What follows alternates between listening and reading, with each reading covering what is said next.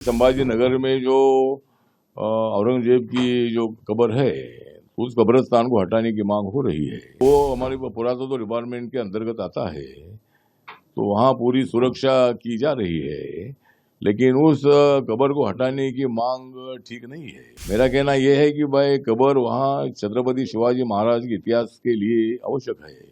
जिस तरह छत्रपति संभाजी महाराज को क्रूर हत्या की थी, और वो देखकर लोगों में बहुत बड़ा रोष पैदा हुआ है। तो मुझे लगता है कि छत्रपति शिवाजी महाराज का इतिहास है और छत्रपति संभाजी महाराज का इतिहास है, उसके लिए मतलब कब्र को हटाने की मांग ठीक नहीं है। छत्रपति संभाजी नगर में जो औरंगजेब की जो कब्र है, उस कब्रिस्तान को हटाने की मांग हो रही है।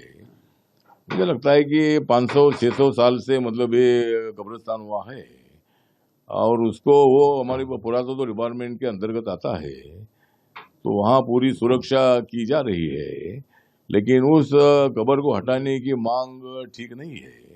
मेरा कहना यह है कि भाई कब्र वहाँ छत्रपति शिवाजी महाराज के इतिहास के लिए आवश्यक है।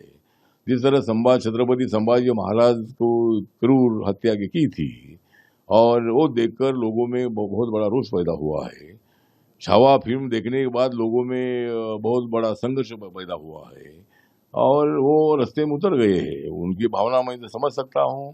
जिस तरह छत्रपति संभाजी राजे को क्रूर उनको मारा था, वो देखकर लोगों में काफी रोष पैदा हुआ है, और उनकी मांग हो रही है। बात सही है कि भाई उनकी मांग है कि औरंगजेब ने अगर इतना अत्याचार किया है, तो उस औरंगजेब की कब्र इधर क्यों?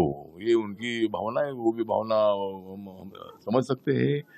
लेकिन मुझे लगता है कि छत्रपति शिवाजी महाराज का इतिहास है और छत्रपति संभाजी महाराज का इतिहास है, उसके लिए मतलब कब्र को हटाने की मांग ठीक नहीं है, और लॉ एंड ऑर्डर की स्थिति पैदा ना हो, और महाराष्ट्र में पूरी शांति रहनी चाहिए।